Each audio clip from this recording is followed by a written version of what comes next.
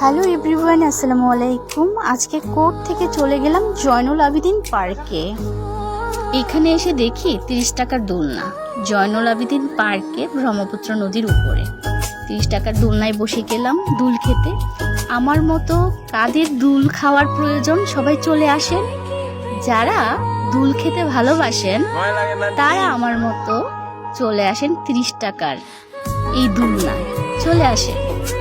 যারা হাওয়ায় হাওয়ায় দুল খেতে চান তারা আমার মতো চলে আসেন ব্রহ্মপুত্র নদীর তীরে।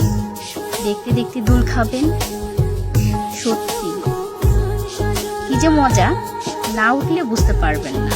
তাই আপনারাও চলে আসেন দুল খাওয়ার জন্য।